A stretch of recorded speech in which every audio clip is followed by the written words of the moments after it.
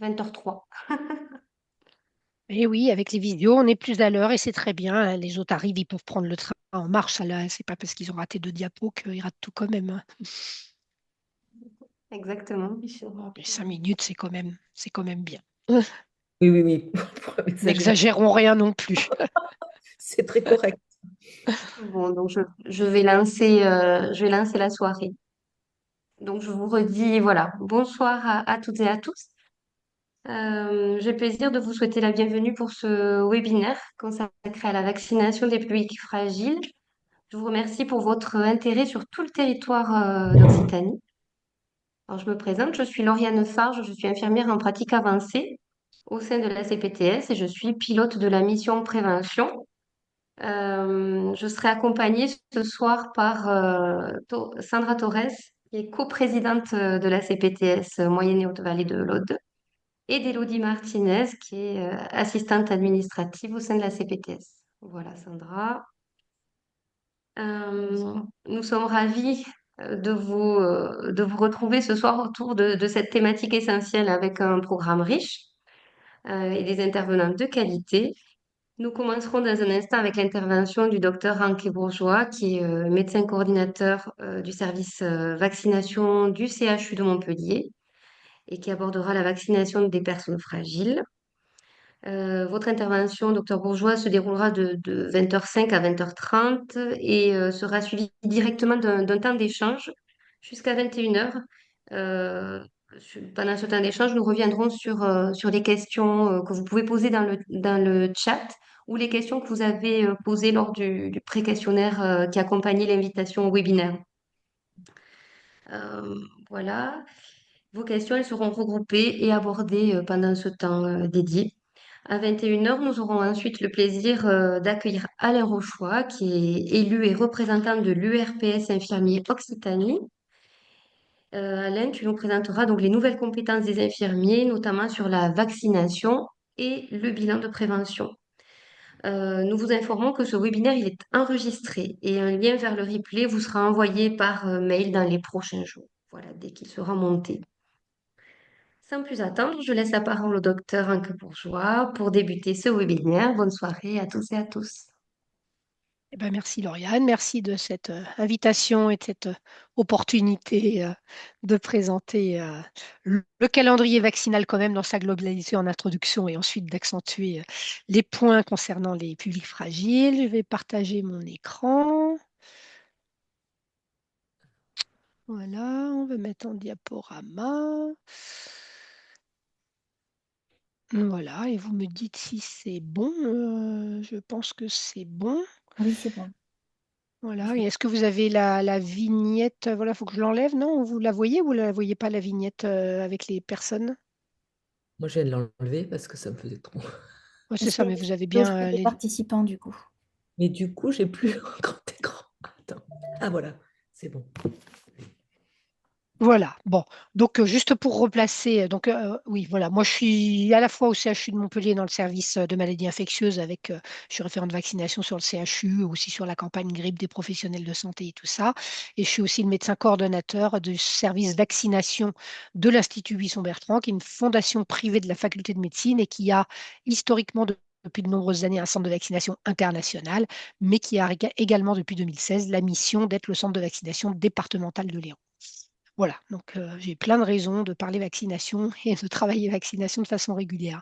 Alors j'aime bien replacer un petit peu les choses dans leur contexte avec une histoire qui est longue, hein, l'histoire de la vaccination qui a commencé il y a bien longtemps avec l'idée en tout cas de se protéger avant d'avoir une maladie infectieuse en s'en imprégnant avec la variolisation, puis les découvertes avec Pasteur évidemment et le vaccin rage. Quand même le grand succès de la vaccination en termes d'éradication, il n'y en a qu'un seul malheureusement, même si on a beaucoup d'objectifs d'éradication qui ne sont pas forcément inatteignables, mais à chaque fois, il faut vraiment éradication, c'est éliminer une maladie complètement de toutes les régions du monde, donc c'est quand même très compliqué. Il faut avoir des taux de couverture vaccinale très élevés et partout en même temps, sinon ça repart. avec le vaccin de la variole qu'on a gardé et qui nous a bien servi au moment de l'épidémie de monkeypox en Europe. Depuis 2022, on vaccine encore un petit peu. Et puis, évidemment, la révolution avec l'arrivée des vaccins ARN à grande échelle, sachant que c'est pas, les vaccins ARN ne vont pas supplanter non plus tous les autres vaccins, hein. C'est un complément, c'est un outil complémentaire, mais toutes les maladies marchent de façon différente et les vaccinations pareil. Et puis quand même l'élimination de la poliomyélite de la région Afrique, mais il reste encore 2 pays où on a des transmissions autochtones. Donc l'intérêt de la vaccination, évidemment, il est large, hein, sans accentuer, on pense toujours d'abord à la prévention pour soi-même, mais c'est aussi protéger les autres quand c'est son entourage, son bébé, etc. C'est aussi évidemment protéger les groupes particulièrement exposés avec des risques élevés. Et là, la thématique des patients fragiles est évidemment dans ce chapitre-là. Ça peut être lutter contre une épidémie et mettre en place des campagnes de masse à certains moments en réponse à des épidémies de méningite, de rougeole, de fièvre jaune, etc. Et évidemment, il y a bien sûr un bénéfice individuel, mais aussi un bénéfice collectif. Et selon les vaccins, ça va être pas tout à fait la même chose. Et puis, il faut quand même rappeler qu'on a 2 vaccins qui sont anti-cancer, celui contre l'hépatite B et les papillomavirus, bien qu'en France, on les boude un petit peu, même si petit à petit, on augmente les couvertures vaccinales de l'un comme de l'autre. Et puis que tout ça, c'est aussi une lutte importante contre l'antibiorésistance, qui est aussi une des priorités de santé publique mondiale, hein. Voilà, grippe, VRS, pneumocoque, mais que ce soit des vaccins contre des virus qui font le lit des infections bactériennes ou contre des bactéries, ça diminue le nombre d'antibiothérapies si on diminue le nombre d'infections. Un petit mot quand même sur la couverture vaccinale qui est importante aussi, hein. Donc la couverture vaccinale, c'est la proportion de gens vaccinés dans une population à un moment donné. Et en fait, quand on représente la vaccination dans les BD avec une armée de petits soldats, ça c'est la vaccination individuelle. C'est moi, quand m'injecte le vaccin, mon organisme, il fait la même chose que quand il reçoit un virus et tout un tas d'antigènes. Il prépare ses défenses immunitaires avec les lymphocytes T, les lymphocytes B, il met sa mémoire immunitaire en plus et il sera très performant s'il rencontre l'agent après. Par contre, la couverture vaccinale, c'est plutôt l'image du bouclier. En fait, quand on a une couverture vaccinale faible avec une maladie très contagieuse, c'est l'exemple de la rougeole, un cas de rougeole, quand personne n'est vacciné, ça fait plein de cas de rougeole. Mais quand il y a peu de gens qui sont vaccinés, essentiellement, c'est eux-mêmes qui sont protégés et il n'y a pas un effet amplificateur dans la population. Alors que quand on a des couvertures vaccinales qui sont augmentées, suffisamment élevé, et quand la personne non malade est protégée par tout, entourée complètement de personnes vaccinées, a priori, ça lui fait un bouclier et le virus ne va pas lui parvenir, alors que sa vaccination à lui, le virus lui parvient ou l'agent bactérien lui parvient, mais simplement, il va s'en débarrasser vite, il va être infecté quand même, il va s'en débarrasser vite avant d'être malade, ou alors avec une maladie faible comme dans la grippe, dans le Covid, en tout cas moins de risque de sévérité. Et je vous rappelle que ce qui est intéressant quand même à connaître, c'est que la couverture vaccinale à atteindre pour diminuer la circulation, pas seulement pas protéger la personne vaccinée, mais diminuer la circulation de l'agent dans une population, elle dépend de la contagiosité de la maladie, le fameux R0, et que dans les maladies qui ont un R0 très élevé, comme la coqueluche, la rougeole ou le Covid aujourd'hui, même si c'est plus l'objectif du fait de sa moindre sévérité, hein, il faut des couvertures vaccinales très élevées et c'est ça qui est compliqué évidemment à atteindre. C'est déjà compliqué à atteindre pour la grippe, un niveau de 75%, on en est toujours loin.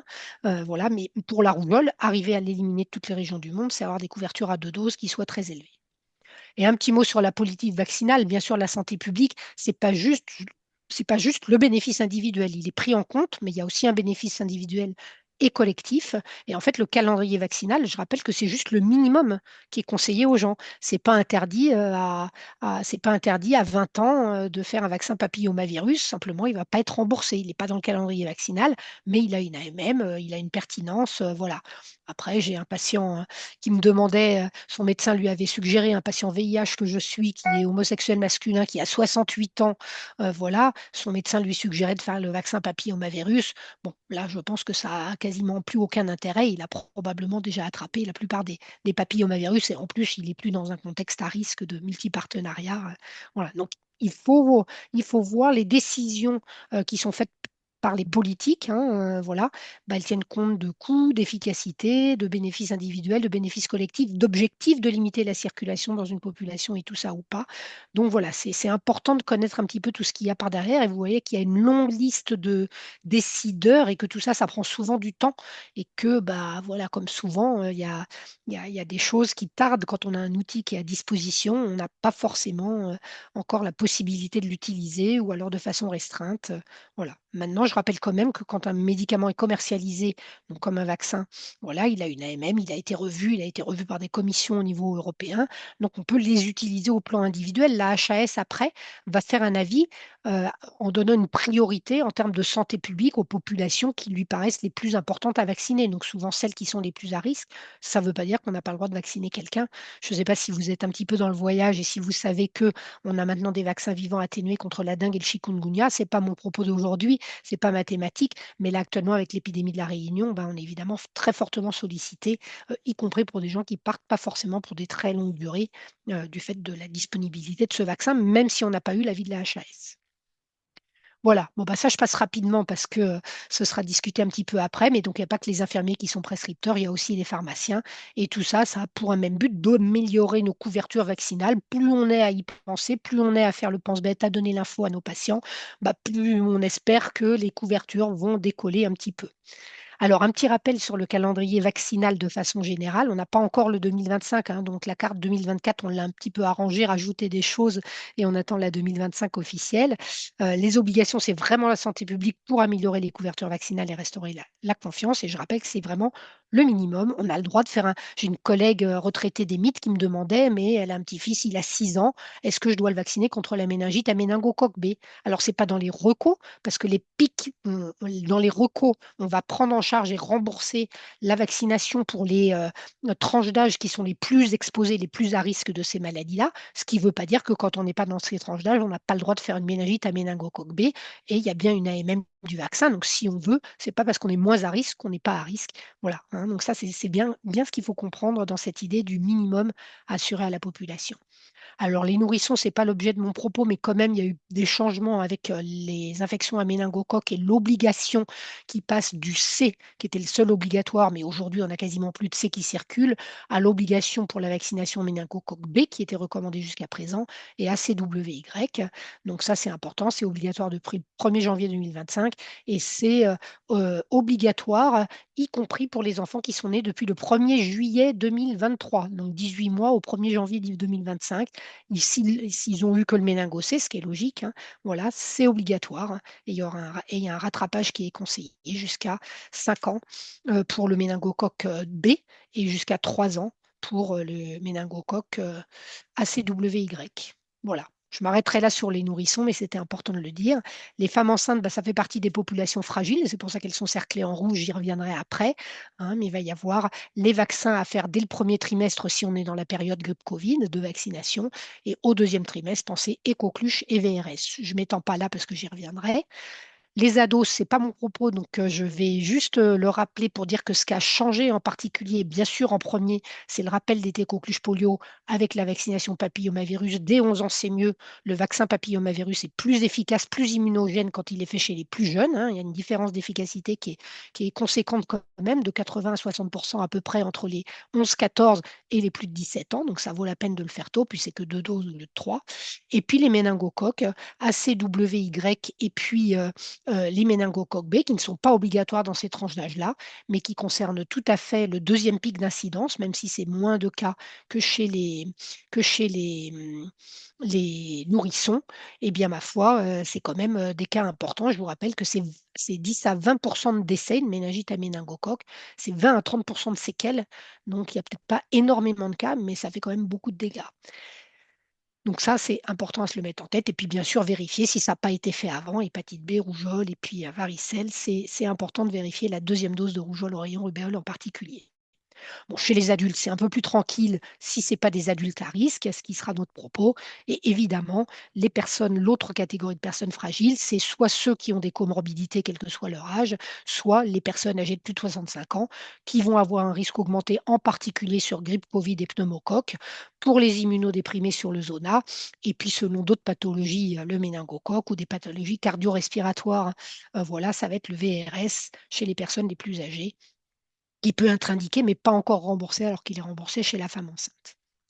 Alors, rapidement chez la femme enceinte, donc bien sûr, comme je l'ai dit, toujours penser grippe et Covid dès lors qu'on peut avoir le vaccin, peu importe le trimestre de la grossesse, le plus tôt sera le mieux.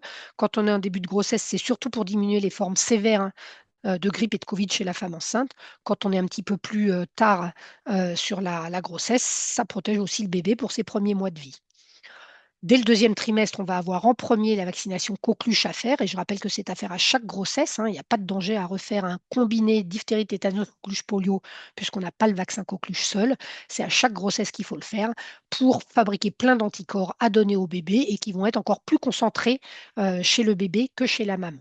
Et la vaccination de l'entourage, elle sera à faire contre la coqueluche, mais uniquement pour les bébés qui n'auront pas été protégés par la vaccination de la maman pendant la grossesse, pour éviter de leur rapporter la bactérie, alors que quand c'est la maman qui est vaccinée, eh ben, c'est le bébé qui est protégé.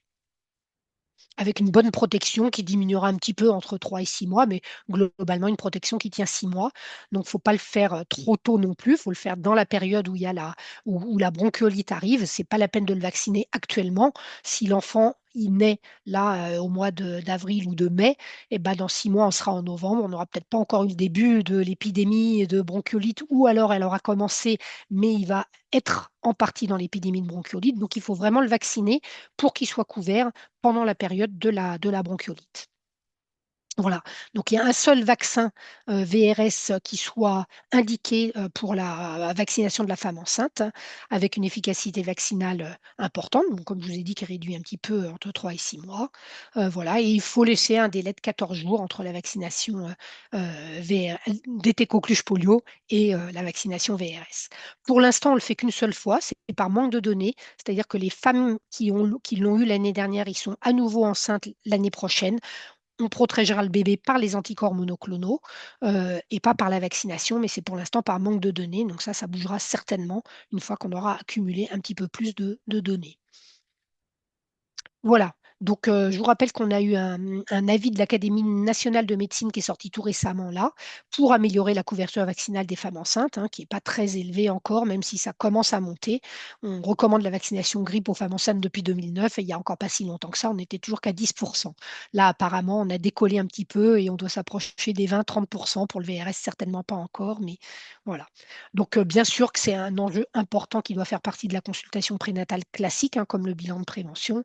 Ça doit être accessible et donc sur tous les professionnels de santé qui peuvent s'occuper des femmes enceintes.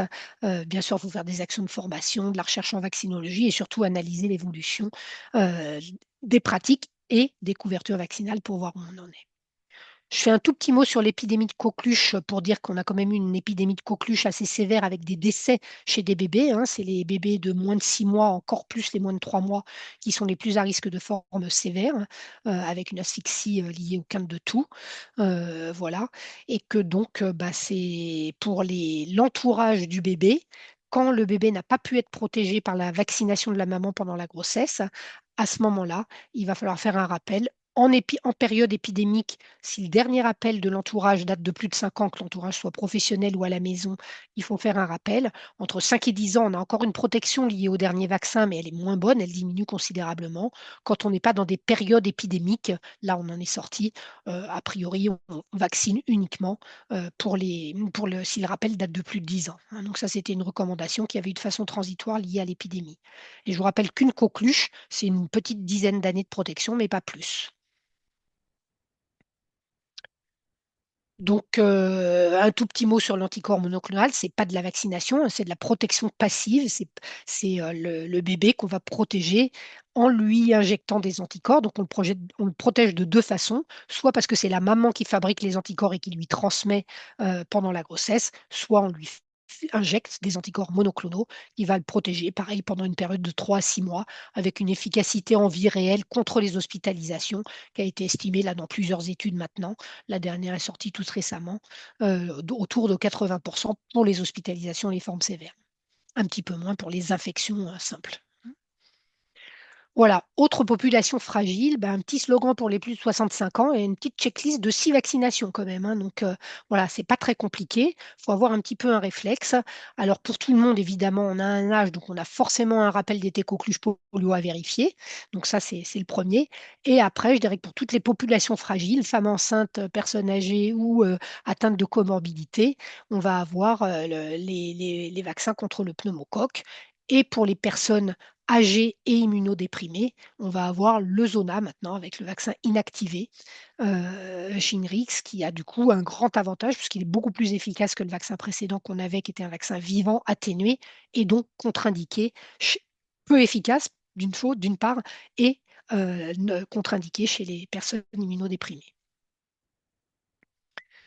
Donc, on en est à 4 hein, avec grippe Covid. Et avec grippe Covid, il y a un petit peu le leitmotiv du pneumocoque qui va arriver en dernier, pour une bonne raison que le pneumocoque, pour l'instant, chez les personnes âgées, on a une reco HAS de vacciner tous les plus de 65 ans, mais on n'a pas encore le remboursement pour tous les plus de 65 ans. Alors que pour le pneumocoque, on a un remboursement si la personne, qu'elle ait plus de 65 ans ou qu'elle ait moins de 65 ans, si elle a une comorbidité, elle a aussi l'indication de la vaccination pneumocoque. Donc, au moment de la grippe et du Covid, vérifier la vaccination pneumocoque, c'est quand même pertinent, qu'on la fasse en même temps ou pas, mais en tout cas, c'est bien de vérifier. Est-ce que ça a été fait? Très bien. Si c'est pas fait, eh ben, soit on l'a fait en même temps, soit on la décale 15 jours ou un mois après, mais c'est important d'y penser à ce moment-là.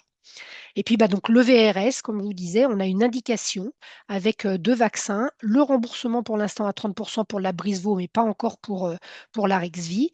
Donc, avec une recommandation de la HAS pour tous les plus de 75 ans. Ou alors pour les plus de 65 ans ayant une comorbidité. Cette fois-ci, ce n'est pas tout à fait les mêmes comorbidités que pour le grippe et Covid, c'est les comorbidités respiratoires et cardiaques, essentiellement la BPCO et l'insuffisance cardiaque. Bon, le zona, je vous redonne les chiffres clés, hein, c'est quand même une affection qui va toucher à peu près une personne sur trois, voilà, et parfois à plusieurs reprises, hein, voilà. 70% des cas surviennent après ce 50 ans et l'incidence, elle est multipliée par 2 à 3 chez les plus de 70 ans. Il y a une petite prédominance féminine, mais c'est surtout que c'est une affection qui n'est pas si bénigne que ça. Évidemment, on va pas mourir d'un zona, mais quand même, les complications sont loin d'être rares et elles sont surtout avec un impact à long terme. Donc, bien sûr, toutes les complications cutanées diverses et variées, dont la surinfection avant tout, les complications ophtalmologiques pour la localisation du zona ophtalmique, surtout les névralgies post-dostériennes qui sont vraiment très fréquentes, en particulier chez les personnes les plus âgées, et qui peuvent aboutir à des traitements, à des chutes, à de la décompensation, voire à de la perte d'autonomie de dépendance. Donc c'est un impact quand même qui est très sévère, même si la maladie elle-même ne va pas avoir un risque de décès élevé. Donc, on avait un vaccin vivant atténué, on a maintenant un vaccin inactivé et on a des données à la fois des études de phase 3, mais également des données de vie réelle, puisque ce vaccin est commercialisé depuis 2018 en Europe et dans bien des pays. En Europe et aux États-Unis et dans de nombreux pays d'Europe ont commencé bien avant nous. Peut y avoir des petits effets secondaires classiques, hein, locaux et systémiques, qui n'ont rien d'exceptionnel et qui vont être transitoires et bénins. Donc, c'est remboursé depuis le mois de décembre 2024 à 65% pour les plus de 65 ans et à 100% pour les personnes ayant une ALD pour une immunodépression qui leur donne l'indication.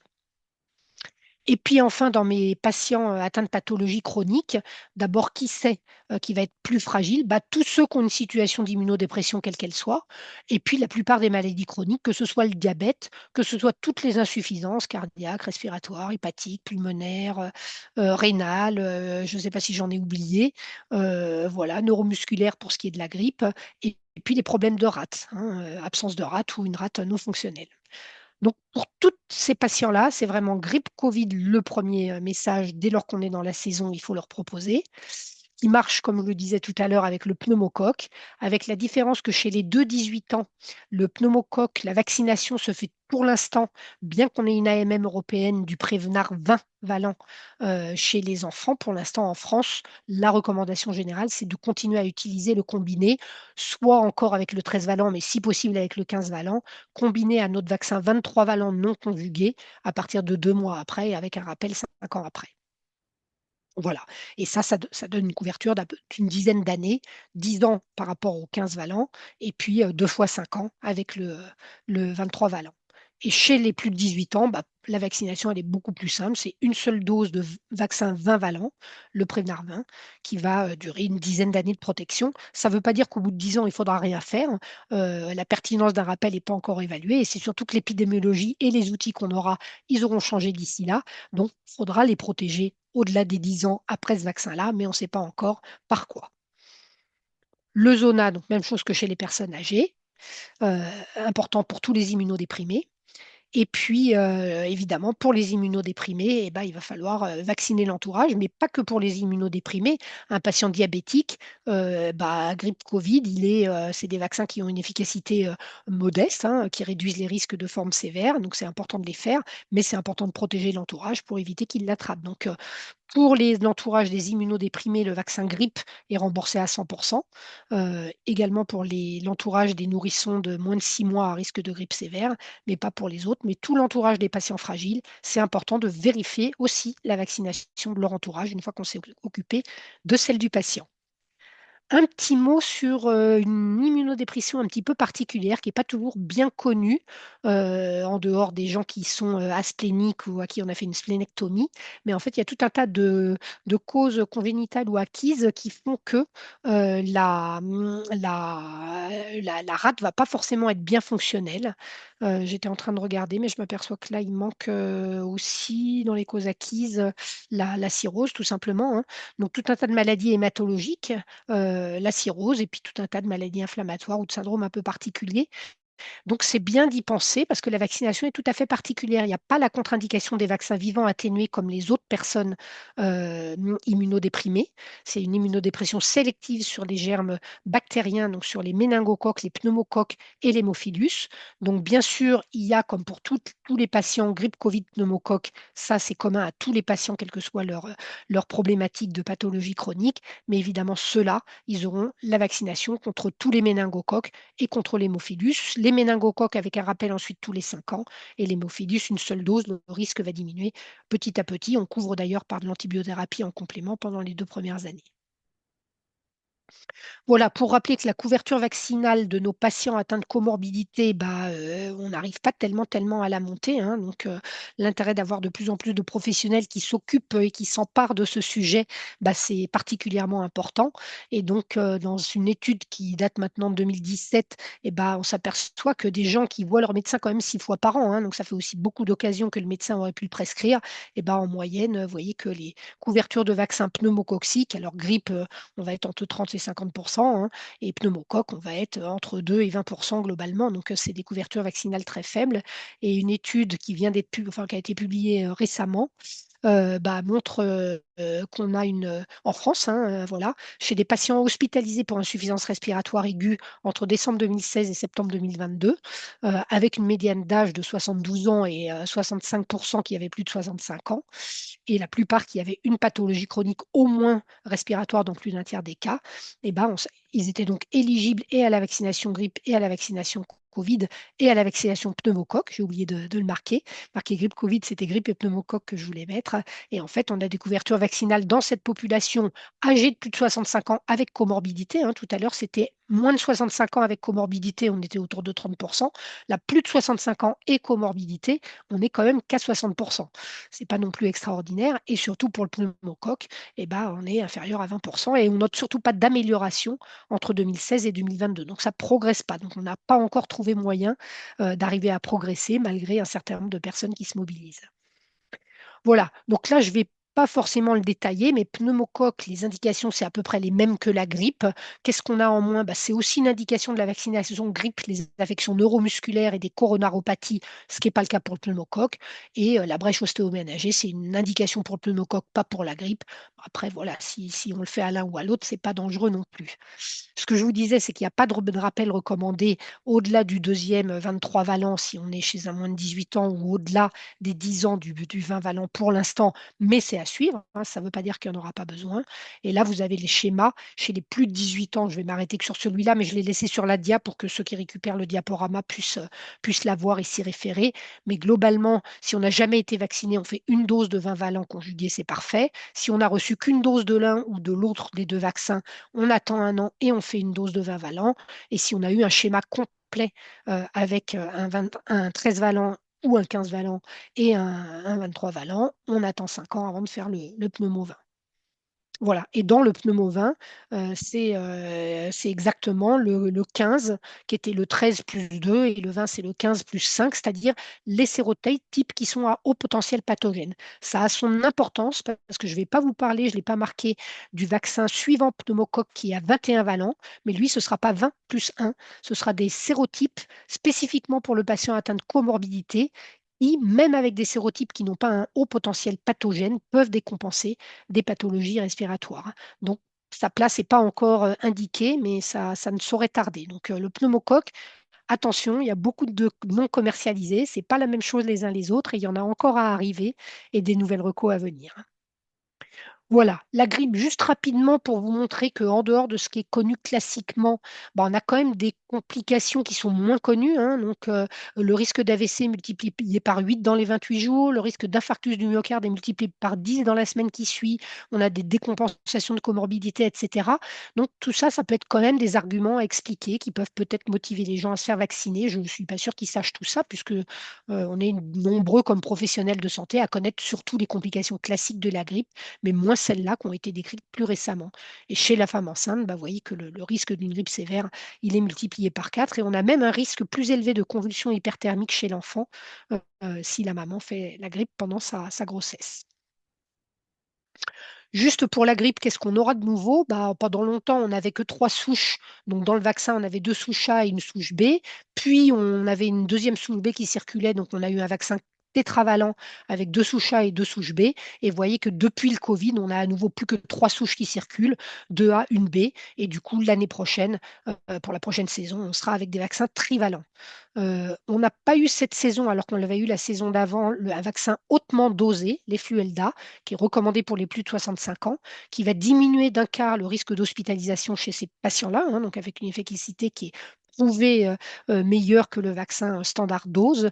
Mais bon, il y a eu des raisons de remboursement qui font qu'on ne l'a pas eu en France, mais il était utilisé dans la plupart des pays. Je ne sais toujours pas de façon certaine si on l'aura cette année. Voilà, c'est possible qu'on ait le trivalent à nouveau hautement dosé, mais je crois que c'est pas encore accordé en termes de négociation des prix et de remboursement. Voilà. Donc, à suivre.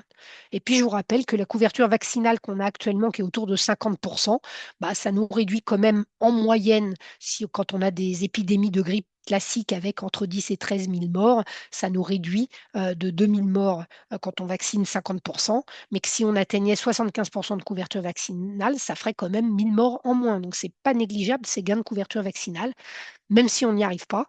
Voilà, et je pense qu'il faut continuer et s'obstiner et être de plus en plus nombreux à militer pour la vaccination.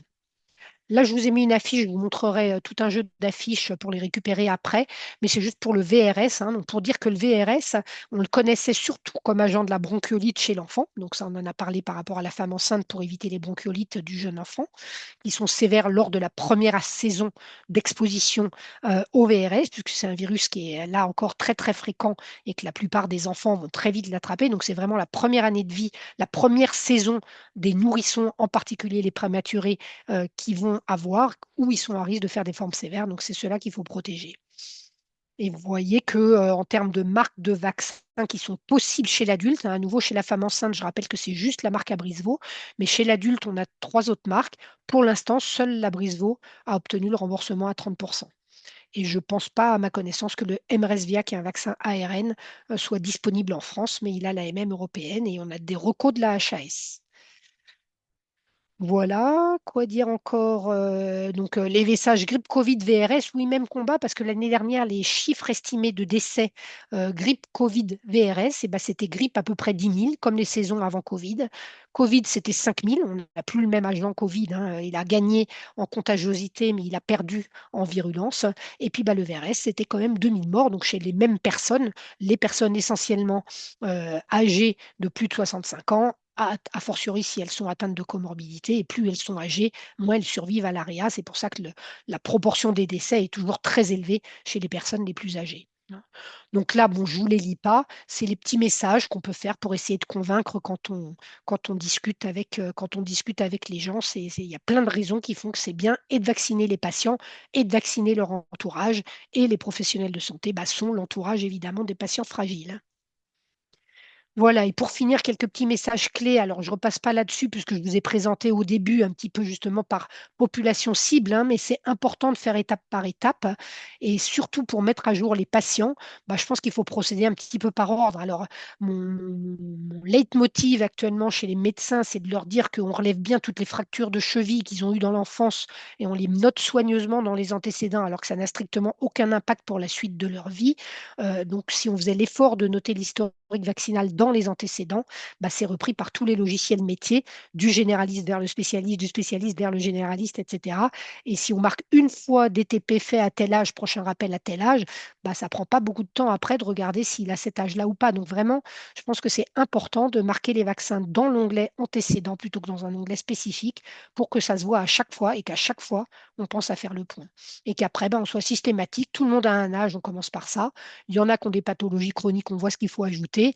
Parfois, en plus, on est exposé à des situations à risque particulier et sans oublier l'entourage pour protéger nos personnes fragiles. Là, je vous montre un jeu de 7 documents A4. Je vous ai présenté celui du VRS tout à l'heure, hein. C'est un travail qui a été piloté par le CPS Occitanie, auquel on est plusieurs structures à avoir participé. Elles sont disponibles sur ce site-là en téléchargement. Elles viennent d'être mises à jour pour la Semaine européenne de la vaccination. Et du coup, bah, ça concerne vraiment les patients chroniques avec l'extension des compétences, quels sont les patients fragiles à risque, et puis bah, grippe, zona, pneumocoque, VRS, coqueluche. Vous voyez, c'est vraiment la synthèse de ce dont on vient de parler. Et puis un tout petit mot sur le rôle des centres de vaccination départementaux en général, donc celui du 34 dont je m'occupe évidemment, mais globalement c'est les mêmes missions dans tous les autres centres de vaccination départementaux.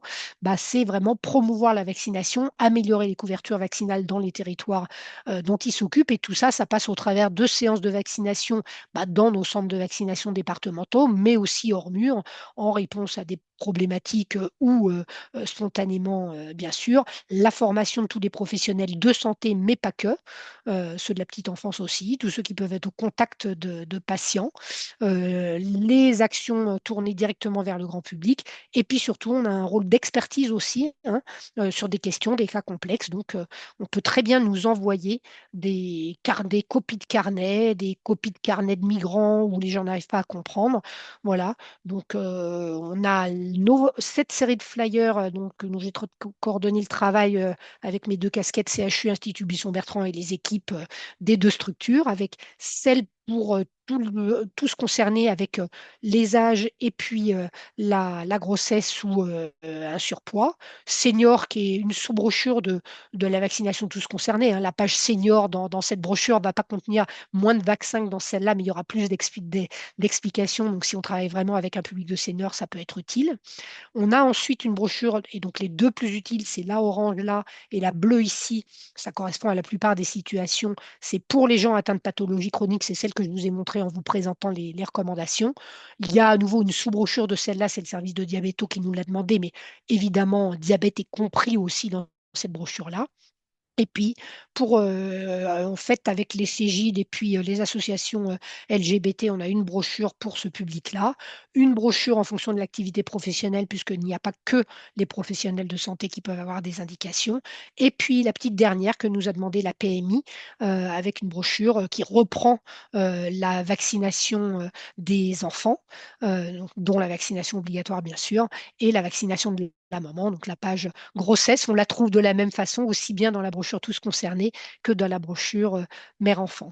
Voilà, et vous voyez que ces flyers pour la version 34, c'est-à-dire avec les coordonnées Montpellier-Rennes, elles sont sur le site de l'Institut Buisson-Bertrand, mais sur le site de Vaccitanie, qui est une association loi 1901 de promotion de la vaccination dans toute l'Occitanie. On a mis à disposition ces flyers, voilà, pour sans les coordonnées de Montpellier, hein. Il y aura centre de vaccination départemental, il y aura Cégide, mais il n'y aura pas de coordonnées spécifiques. Et puis pour des avis vaccination ou également un abonnement à notre newsletter, on en fait 3 à 4 par an, qui sont brèves, hein, qui sont des messages brefs sur lesquels il y a des liens si on veut aller voir plus loin, mais pour avoir vraiment un résumé des actualités.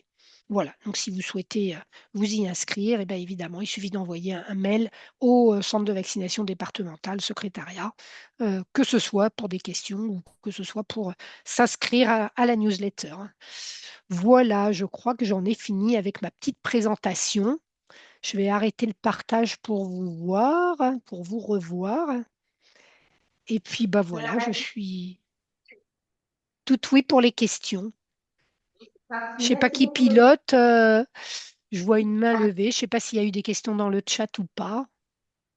Voilà, je vais passer la parole à Eric Martinez qui va vous adresser toutes ces questions. Je vois déjà une main levée, effectivement, c'est le docteur Étienne qui est coprésidente aussi de la TPPS et qui a une question.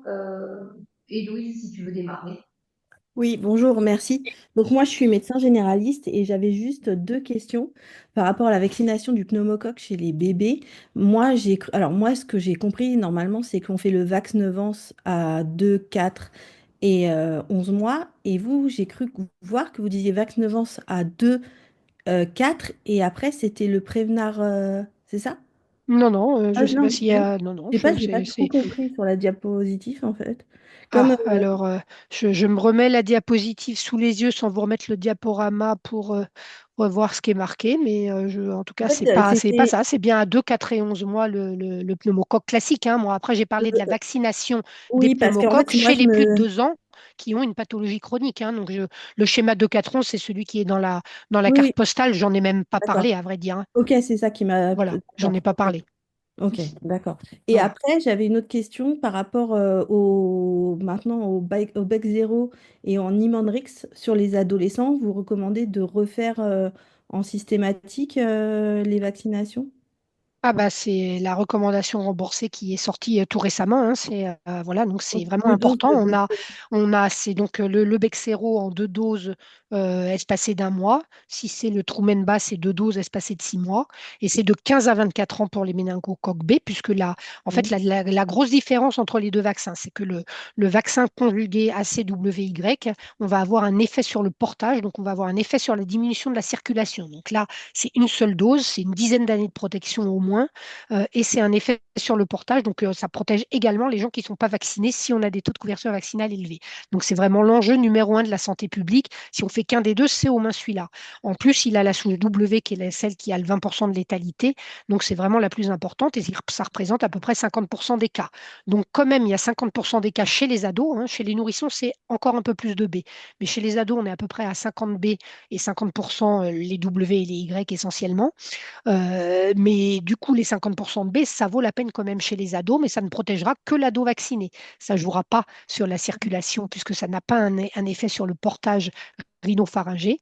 La durée de protection, elle est au moins de 6 7 ans, mais pas forcément plus. Et comme le pic, il est quand même, c'est plutôt les 15 25 que, voilà, donc c'est plutôt dès 11 ans, le ACWY, une dose, ça va protéger probablement tout notre pic, y compris un peu au-delà de 10 ans. Le B, c'est vraiment plutôt 15 24 ans, la recommandation, alors que les 15 24 pour le ACWY, c'est le rattrapage. On vise Ok. vraiment les 11 14 avec le ACWY et le B, on vise les 15 24 ans. Et donc, qu'ils aient été vaccinés dans l'enfance ou pas n'y change rien, hein. Ils sont Il plus faut refaire. protégés par leur vaccination de l'enfance, hein. Donc, quel que soit l'antécédent, à moins qu'ils viennent de le faire dans les 2 années précédentes, hein. Je vous dis globalement, c'est une dizaine d'années pour le ACWY et 6 7 ans au moins Mm. pour le B. Ok, merci beaucoup. Toi, si tu veux, donc le docteur Claudette qui fait partie de la CPTS également. Tu avais une question, Vincent? Attendez, je suis en train d'activer. Bon, j'arrive pas à mettre la vidéo. Bonjour, je suis Vincent Claudel, je suis également médecin généraliste. J'avais une suggestion à faire pour améliorer la couverture vaccinale. Pendant longtemps, il était reproché aux médecins généralistes, aux pédiatres, de mal prescrire les antibiotiques en première intention, puisque les vaccins antibiotiques, les antibiotiques prescrits étaient rarement conformes avec les recommandations, c'était rarement à jour. Et puis, il y a quelques années, il y a le site Antibioclick qui est sorti, qui est vraiment très, très bien fait et utilisé maintenant par absolument quasiment tous les généralistes de tous les âges. On demande la pathologie et on coche des cases selon la situation du patient. Quel est l'âge de votre patient? Est-ce qu'il est immunodéprimé? Est-ce qu'il a ceci? Est-ce qu'il a cela? Est-ce qu'il a une insuffisance rénale? Et à la fin, ça nous sort quel est l'antibiotique recommandé en première intention. Et je pense que ça serait bien qu'un site comme ça existe pour la vaccination parce que les recommandations changent et ben, on a du mal à être à jour. Et là, ça nous permettrait de, plutôt qu'à chaque fois retourner sur le PDF de 70 pages des recommandations vaccinales qui est fait en plus par pathologie et pas par situation de patient. Je l'ai déjà fait, je le fais régulièrement, mais ça me prend du temps et ça explique, à mon avis, en partie pourquoi les médecins généralistes n'arrivent pas à prescrire les bons vaccins aux bons patients. Là, la vaccination VRS qui vient de sortir, j'étais même pas au courant. Donc, c'est juste une suggestion. Si un site comme ça pouvait être mis en place par l'une ou l'autre des institutions, je pense que ça aurait un bon succès et que ça marcherait bien. Voilà. Alors, il y a déjà mesvaccins.net qui fait ça, donc nous, en tout cas, c'est pas là-dedans qu'on va se lancer, mais il faut être voilà, qu'il y a un outil, hein, si on rentre tous les antécédents, etc. Quand on est sur l'outil de mesvaccins.net, on va avoir ça. Après, moi, je vous conseille surtout vivement d'utiliser les brochures que je vous ai Je, l'ai- présentées, je hein, viens de et les donc commander là. les deux, là, voilà, la orange et la bleue, comme je vous disais, bah, vous avez la plupart des situations, hein, et c'est vraiment très simple. Nous, on les utilise en formation avec les infirmiers, les sages-femmes, les pharmaciens conformes à la prescription. En fait, il y a toutes les réponses dedans. On fait à peu près n'importe quel cas, sauf les cas hyper compliqués hein, de chimiothérapie, etc. Enfin, après, mais globalement, la plupart des situations, on a par âge dans la orange et on a par pathologie dans l'autre. Et en fait, il y a surtout un réflexe à acquérir. C'est pour ça que je disais tout à l'heure, la checklist des personnes âgées, bah, c'est 6 vaccins. Et globalement, les vaccins des personnes fragiles, bah, si vous avez déjà grippe, Covid, pneumocoque, vous en avez 3. Le DTP, bah, il est toujours à vérifier chez tout le monde, quel que soit l'âge, ça vous fait 4. Et après, il reste le Zona, si immunodépression. Et puis le VRS éventuellement, qui n'est pas encore remboursé, sauf à 30% chez les patients, de plus de 65 ans. Après, Effectivement, Voilà. Donc les là, et là, c'est brochures, par population. Parce que effectivement, le calendrier il est par vaccin et comme je dis toujours, c'est pas des vaccins qu'on voit, c'est des patients. Et donc nous, on a très rapidement mis en place ces brochures parce que c'est pour informer le grand et elles sont simples parce qu'elles sont à la fois, elles nous servent dans les stands d'info grand public hein, et il y a pour toute la famille quand on prend la orange, hein, on voit une maman, bah, il y a pour ses enfants, il y a pour elle, il y a pour les parents, les grands-parents, etc. Et, euh, et s'il y a une pathologie, bah, du coup, il y a la bleue avec.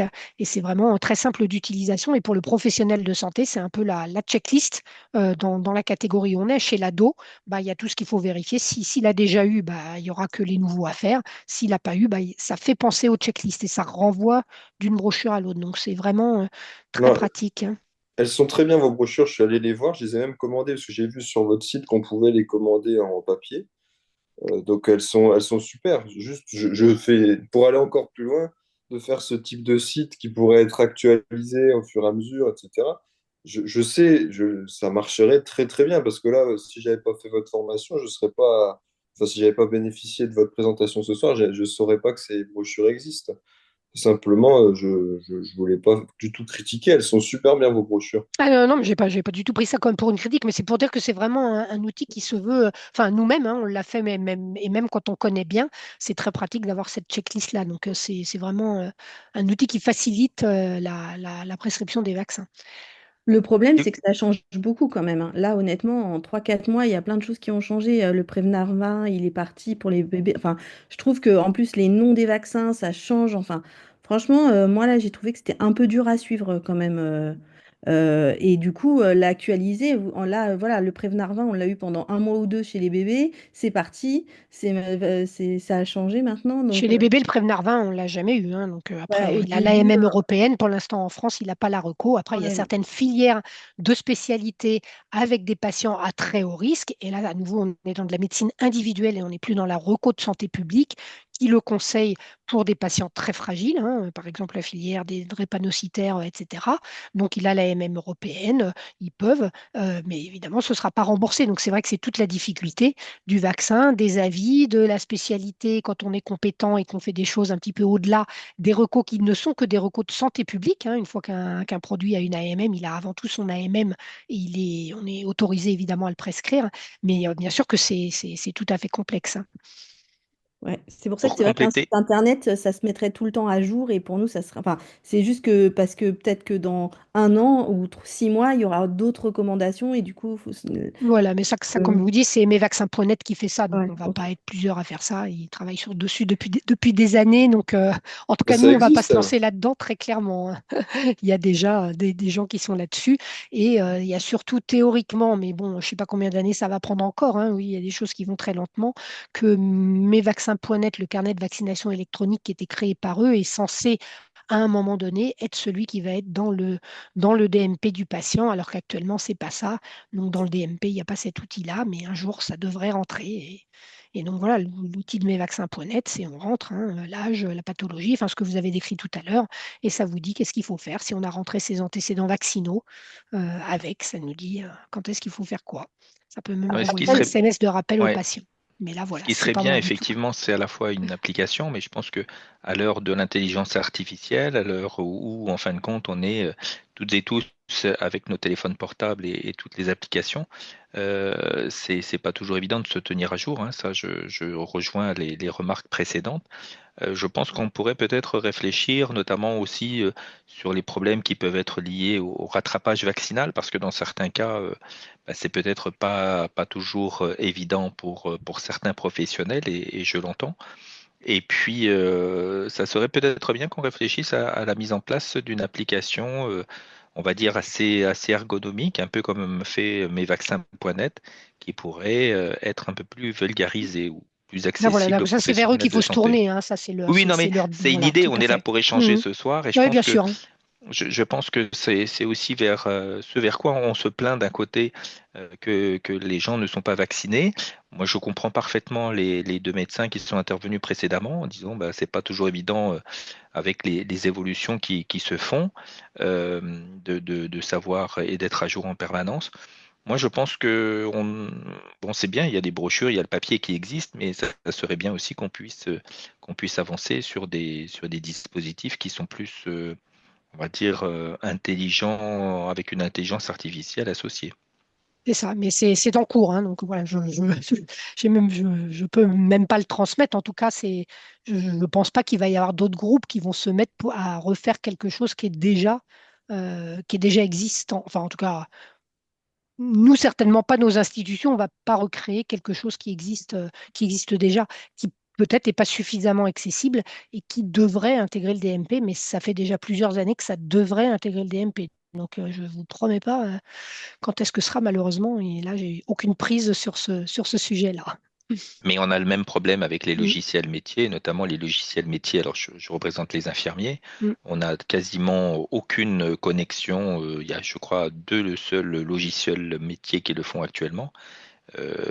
C'est vraiment la croix et la bannière si on veut être efficace et tracer correctement la vaccination qui est faite auprès de nos patients.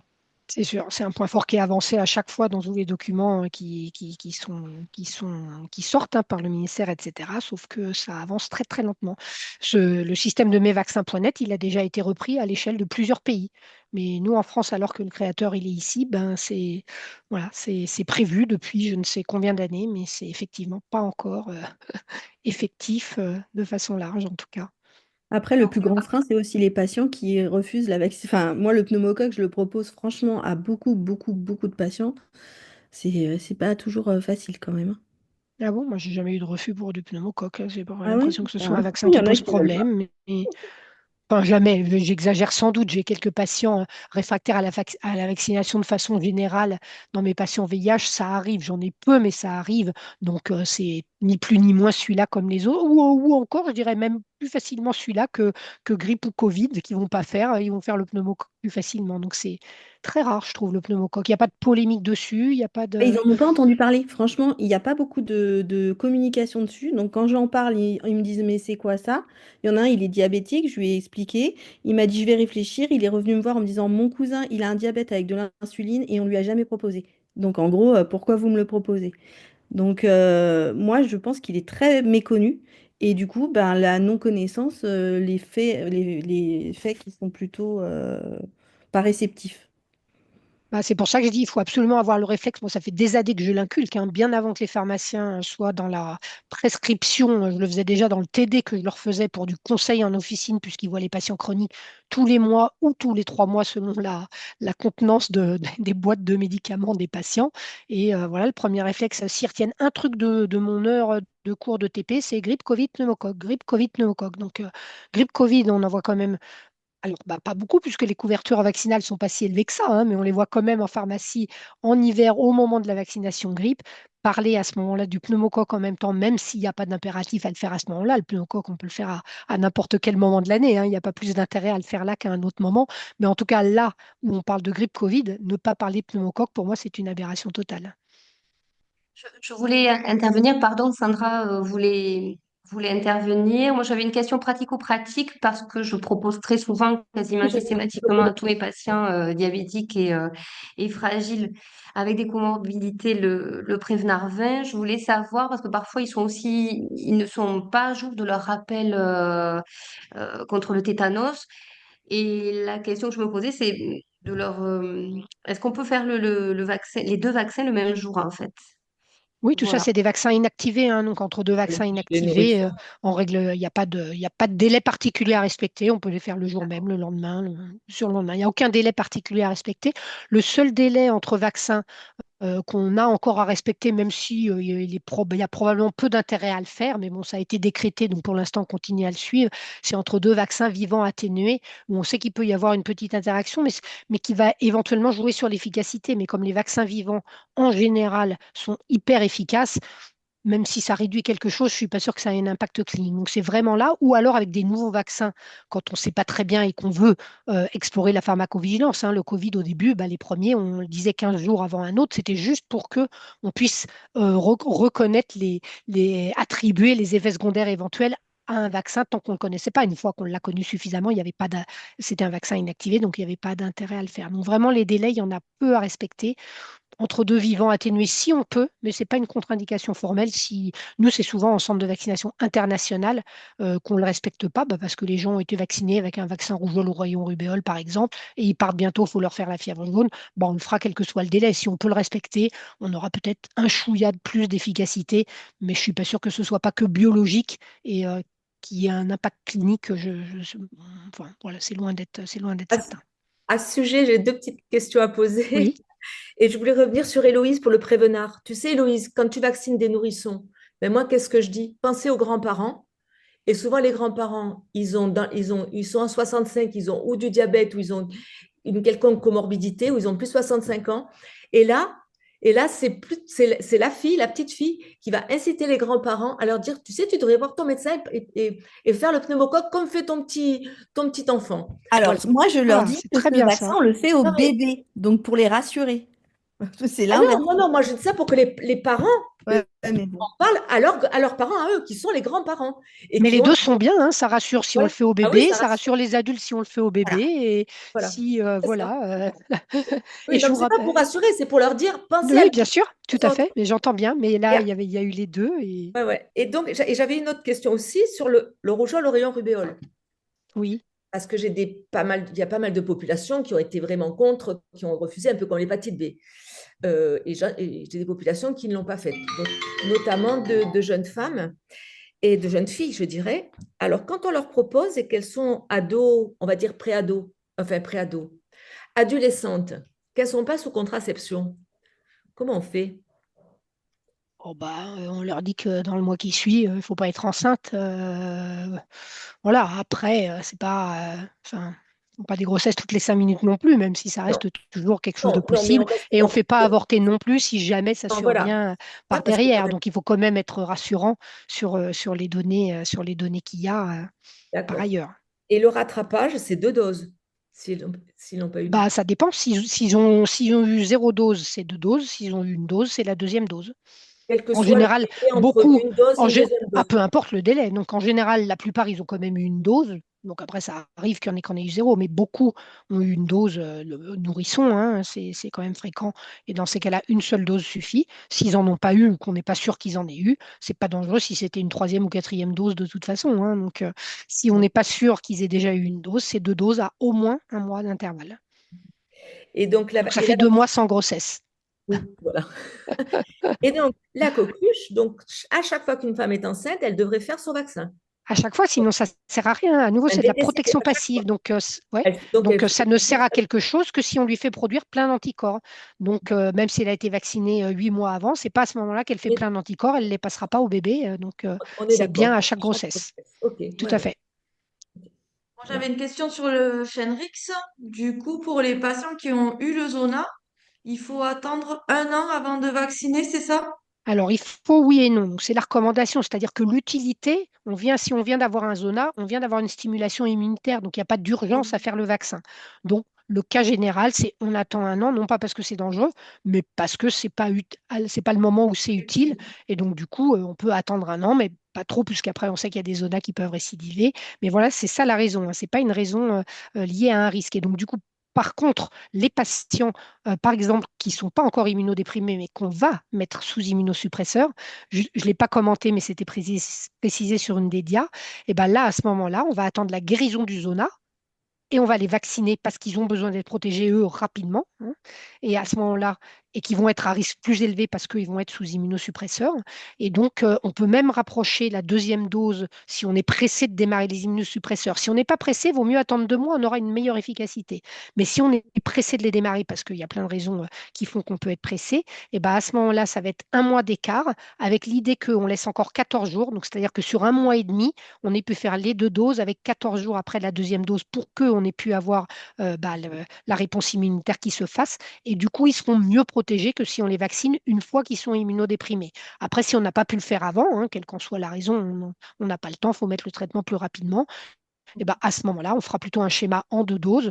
On le fera alors qu'ils sont déjà immunodéprimés, puisqu'il n'est pas contre-indiqué, et qui garde une grande efficacité, puisque il est globalement, on va être autour de 90% de réduction, enfin d'efficacité chez les immunocompétents, et globalement, on reste quand même autour de 80% chez les immunodéprimés. Donc, c'est mieux de le faire avant immunodépression si on peut, mais si on ne peut pas, bien sûr qu'il faut le vacciner quand même une fois qu'il est immunodéprimé, et à ce moment-là, avec le schéma en 2 doses.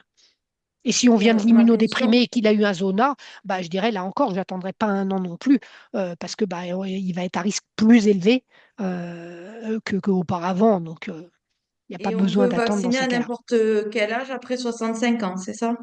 Ah, Parce il est que recommandé l'ancien dès l'âge de vaccin, 18 ans, hein. d'accord, Il est recommandé à tous les plus de 65 ans et il est recommandé dès l'âge de 18 ans à tous les immunodéprimés. d'accord. Sachant Et qu'entre 18 et 50, malgré tout, même si on est immunodéprimé, le risque va être plus faible qu'au-delà de 50, puisque la variable âge est quand même un facteur particulièrement important de la survenue du zona. Mais dès 18 ans, on peut vacciner avec le vaccin zona, avec le vaccin Shingrix, pardon. ouais. Et pour les vaccins, pour les papillomavirus, si les enfants ont eu déjà, enfin, s'ils ont 18 ans, 19 ans, qui ont déjà eu des rapports, on les vaccine ou c'est Bien trop tard? évidemment, hein. Donc, même s'ils ont les gens les rapports sexuels, c'est pas une contre-indication au vaccin, c'est un risque éventuel de moins bonne efficacité au cas où on ait déjà attrapé 1 ou 2 papillomavirus. Mais il y a quand même 9 papillomavirus dans le vaccin. Donc, du coup, la probabilité d'avoir attrapé les 9, voilà, elle est très faible. C'est pour ça que je disais le remboursement, il est jusqu'à 19 ans. Pourquoi? Alors, il sera peut-être, je ne l'ai pas dit en filigrane, j'en sais rien. On attend, on arrive à fin avril, donc la semaine européenne, c'est la semaine prochaine devait y avoir une commission aussi par rapport au remboursement du vaccin papillomavirus de façon transitoire chez les 19-26 ans, enfin 20-26 ans. Bon, je ne sais pas si ça va passer ou pas, dans le sens où toute cette génération-là qu'il y a entre 20 et 25 ans aujourd'hui, bah, c'est une génération qui a quasiment pas été vaccinée avant. Donc l'idéal, la cible, c'est les 11-14 ans. C'est plus immunogène. Je dis, on est à 80% au lieu de 60 après. Donc c'est plus immunogène, c'est 2 doses. Donc on a toutes les raisons de le faire dès 11 ans si on y pense. Voilà, celui-là, plus vite il est fait, mieux c'est. Voilà, ça c'est sûr. Et en plus, on a plus de chances d'être avant les rapports sexuels. Donc qu'ils aient attrapé aucun papillomavirus, c'est mieux. Ça n'empêchera pas un cancer. Si j'ai attrapé un papillomavirus, de faire le vaccin ne m'empêche pas le fait d'être peut-être dans 10% des cas porteur de ce papillomavirus-là. Il m'empêche d'attraper les autres. D'accord? Mais voilà. Donc le remboursement, s'il survient chez les 20-25 ans, je pense que ce sera de façon transitoire pour quelques années, le temps de rattraper bah, ceux qu'on est en train de vacciner maintenant. On n'aura plus besoin de les faire à 20-25 ans. Mais nos 20-25 ans actuels, ils n'ont quasiment pas été vaccinés. Les garçons, quasiment pas, et les filles à moins de 40%, quoi. Ouais. Qu'on Et vaccine. ensuite, pour répondre tout à l'heure à Héloïse et à Vincent sur Vaccination Info France, vous avez la possibilité de cocher l'âge, la date de naissance, le sexe et les pathologies de vos patients et ils vous donnent la liste des vaccins à faire. Sur Voilà. vaccination info-service, vous voulez dire? Oui, oui, oui, oui. Je Ah vous ai d'accord, bah, je ne l'avais partagé pas tout en à tête. l'heure l'écran. Ah oui, pour les Euh, professionnels. C'est vrai que je ne donc, l'utilise pas. moi, je l'utilise Oui, oui, très tout à fait. régulièrement.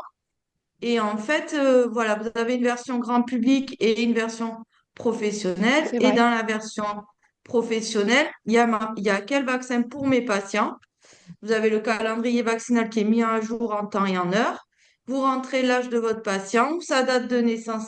Comme ça, vous n'avez pas besoin de calculer le sexe. Et puis, en validant, ben, si je mets par exemple ma date de naissance, et, pardon. Ah bah merci. C'est vrai que comme j'ai pas l'habitude de le pratiquer, je l'avais déjà su qu'il y avait ça, mais je ne m'en rappelais pas. Voilà. Et donc, si je fais valider, ben, j'ai tous les renseignements. Et si je pars, par exemple, j'ai une affection chronique et que, par exemple, c'est un diabète, voilà, et qu'il est non équilibré par un régime, hop, et voilà, et je fais juste ça, valider, et ils vont me donner donc la liste des vaccins à faire. Je connais pas, D'accord, très bien. Voilà.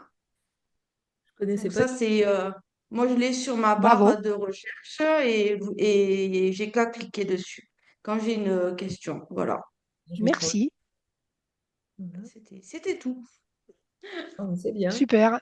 Ah oui, ça c'est très bien. Pratique, hein. Moi, je connaissais pas du tout.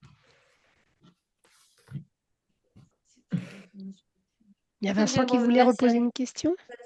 Voilà, y a-t-il encore des questions? Ah oui, Vincent, pardon, on te passe la parole. Oui, deux choses. D'abord, effectivement, j'avais vu qu'il y avait sur l'écran ce truc, quel vaccin pour quel patient. Donc, je suis allé voir et effectivement, j'ai testé, ça marche bien. Donc, je suis content que ça existe. J'avais une question sur.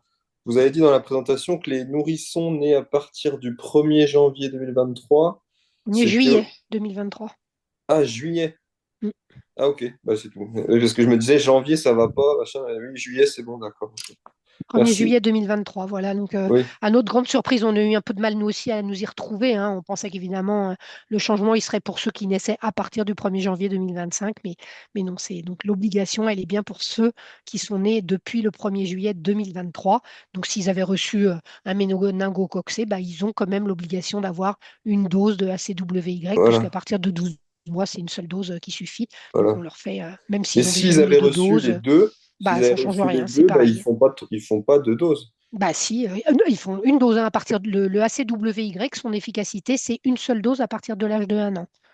Donc s'ils ont Parce que plus là, d'1 an, on fait qu'une seule dose. Mais qu'ils aient eu une ou deux doses de méningo-C, ça n'y change rien pour être protégé contre le WY. Il faut une dose à partir de l'âge de 12 mois et deux doses si on est à moins de 1 an. parce que sur Vaccination Info Service, il est écrit, si votre enfant a reçu deux doses de vaccin contre les méningocoques C avant le 1er janvier 2025, le schéma vaccinal est complet, vous n'avez rien à faire, votre enfant n'a pas besoin de recevoir une autre dose ACWY. Ah, parce que ça, on a eu plein d'échanges justement, voilà, pour comprendre bien, parce qu'au début, c'est ce que j'aurais répondu spontanément. Eh bien, en l'occurrence, on avait réinterrogé Infovac, les experts, Ouais. etc. Et donc, voilà, je ne sais pas pourquoi ils ont choisi comme ça j'ai pas, je ne sais pas vous dire l'explication, mais ceux qui avaient, enfin voilà, ceux qui sont nés après le 1er juillet 2023, il faut qu'ils aient reçu, ils sont soumis à l'obligation du ACWY et du B en rapport avec leur âge. Parce que moi, du coup, à l'époque, je m'étais posé la question, j'avais trouvé cette info-là. Et là, je suis Bon, de retourné plus, voir en me disant peut-être qu'ils l'ont modifié depuis, mais ils ne l'ont pas modifié. Donc, il faut que De plus, je retire. c'est pertinent pour les enfants hein, quand même, parce qu'actuellement, on le sait, ça sert à rien, mis à part que c'était remboursé. Ça fait quand même un moment qu'il en circule quasiment plus, Hum, parce que c'est un vaccin efficace et qu'il a fait son job. Hein. Donc, enfin, pour les enfants, c'est sûr que c'est utile de leur faire le ACWY dans la situation épidémique qu'on a actuellement de méningite à méningocoque. Hein. On n'a jamais eu autant de cas de méningite à méningocoque depuis 2010 quand même. hum. Voilà, donc en tout cas, c'est pertinent. Et nous, à nouveau, hein, moi, j'aurais répondu exactement comme ce que vous dites au début, mais on a bien revérifié. Et donc, il y a cette date du 1er juillet 2023. Donc, je ne sais pas pourquoi elle a été choisie comme ça, mais en tout cas, c'est pertinent et c'est remboursé et théoriquement obligatoire pour Ok, l'entrée en collectivité. je vous remercie. Bien. Ouais. Nous avions une question dans les pré-questionnaires concernant le paludisme. Où est-ce qu'on en est de la vaccination Alors, la concernant vaccination la paludisme? paludisme, ça se pratique en Afrique, hein, dans les pays à haut risque, dans les pays endémiques et où les enfants de moins de 5 ans payent un lourd tribut en termes de morbidité et de mortalité. Voilà, donc c'est un vaccin qui marche, mais qui marche pas suffisamment pour que ce soit un vaccin du voyageur. Hein. Donc, un vaccin du voyageur, si on est vacciné contre le palu, on va se sentir protégé, on baissera la garde sur le reste et on fera plus de palus tant qu'on n'a pas un vaccin hyper efficace. Il n'y a pas d'indication chez le voyageur à risque faible. Voilà, donc c'est vraiment pour les enfants de moins de 5 ans dans les pays endémiques. C'est même pas l'expatrié qui part vivre dans ces pays-là et qui ne vit pas du tout dans les mêmes conditions que l'enfant africain au village en termes de protection anti-palu, d'accès aux soins, d'accès aux diagnostics, etc. Donc c'est vraiment pour réduire la sévérité du palu chez ces enfants-là. Nous avions une question. Avons-nous une date pour la prise en charge du papillomavirus chez les jeunes femmes de 19 et 26 On a ans? répondu déjà. Vous avez répondu, je Oui, crois. oui, oui, Moi, oui. je ne sais même pas si ça viendra. Hein. Donc, je ne sais pas si ça viendra. Je sais que c'était à l'examen. Je sais qu'on espérait avoir ça pour le nouveau calendrier vaccinal, mais il n'est pas encore sorti, même si ça ne devrait pas tarder. Donc, sera-t-il dedans ou pas? Je ne sais pas. Pour le Après, dans Shingrix, certains cas, il y a les mutuelles qui peuvent peut-être le prendre en charge. Bah, en tout cas, après, on peut Ça le peut arriver. prescrire, donner le prix, indiquer le patient, et après, il peut se renseigner. Mais voilà, c'est possible qu'il y ait des mutuelles qui le prennent en charge. Mais voilà, c'est pas en tout cas quelque chose de général. pour le Shingrix, est-ce qu'il y a une population qu'il faut écarter de cette vaccination? C'était une des questions que nous avions dans le pré-questionnaire. Y a-t-il une Il n'y a population pas de écartée de la vaccination du contre-indication Shingrix? particulière autre que celle Non. liée à tout vaccin, hein, une allergie antérieure, voilà. Hein, mais Voilà. donc sinon, il est recommandé à tous les plus de 65 ans et tous les plus de 18 ans. Il n'a pas l'AMM chez les moins de 18 ans, mais tous les plus de 18 ans à Et une immunodéprimés. allergie antérieure. Comment? Vous dites une allergie antérieure. Bah voilà, ils l'ont pas encore eu ou à un composant du vaccin. Enfin, c'est la même formulation que pour n'importe quel vaccin. Quel Hein. vaccin, voilà, Tous les oui. vaccins, c'est comme ça, tous les produits, c'est comme ça. Hein. Mais Oui, voilà, autrement, il n'y a pas de contre-indication particulière, c'est un vaccin inactivé. Donc, on ne peut pas le savoir. Hein. Très bien. Alors, nous allons passer sans plus attendre à la présentation Attends, j'ai encore une question. ah, Ah, pardon. Désolé, j'en profite parce qu'on a rarement un expert.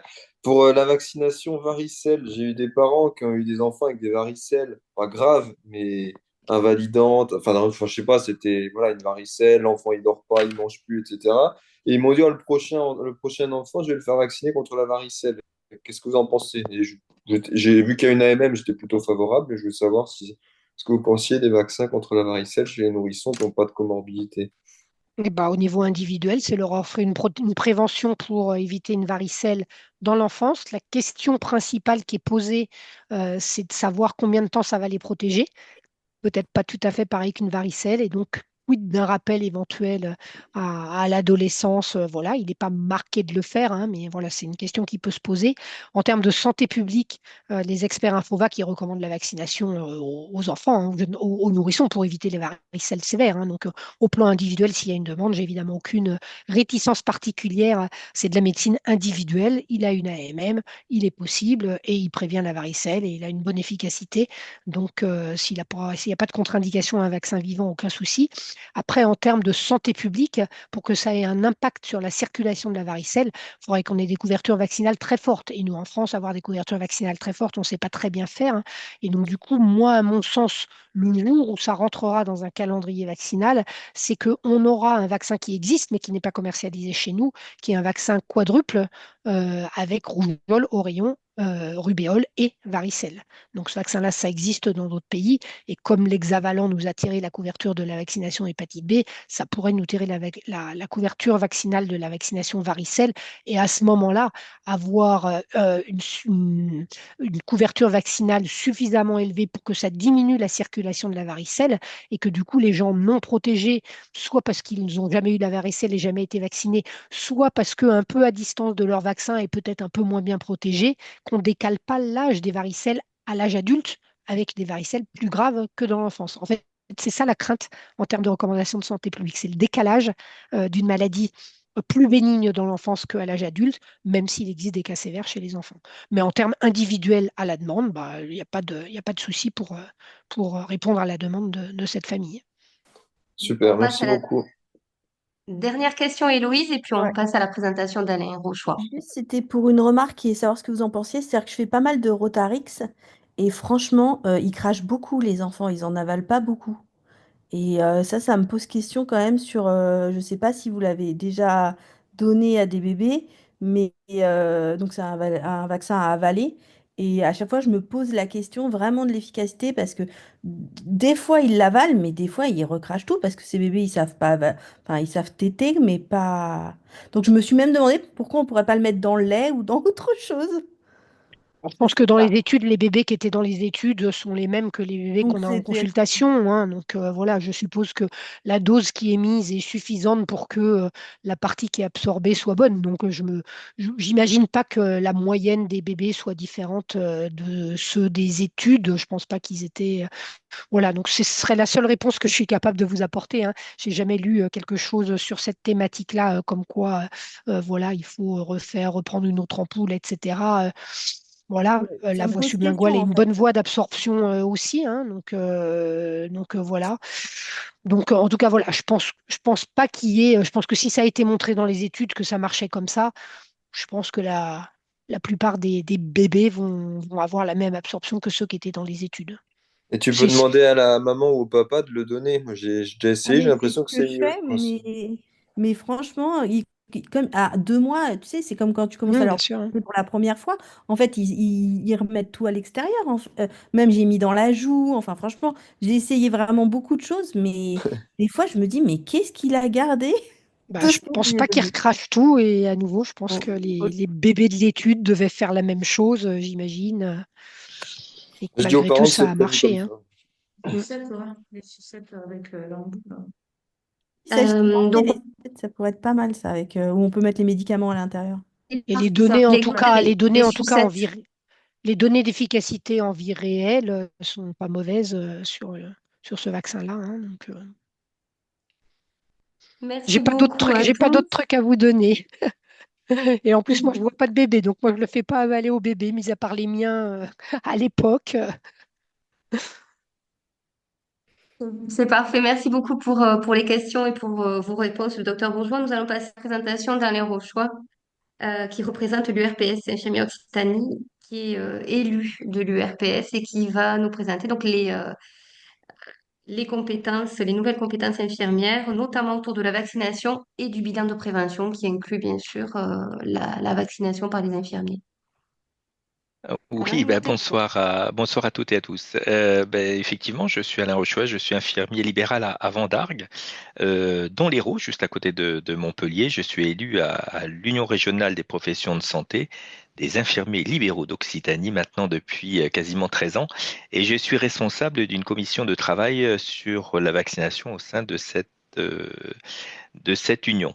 Je tiens à vous remercier d'avoir pensé à inviter l'URPS pour cette soirée consacrée à la vaccination, parce qu'effectivement, depuis quelques mois maintenant, notre URPS a été dans les fers de lance justement de la vaccination et également, comme Lauriane l'a dit précédemment, sur les bilans de prévention.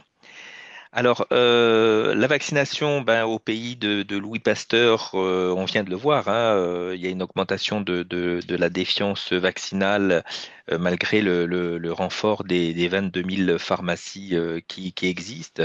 Il y a un combat essentiel de la couverture vaccinale avec une baisse de la couverture vaccinale, comme on l'a dit tout à l'heure, et puis également un retour des maladies disparues. Donc pour ce faire, on s'est dit qu'on avait besoin de l'expertise des infirmières et des infirmiers d'Occitanie.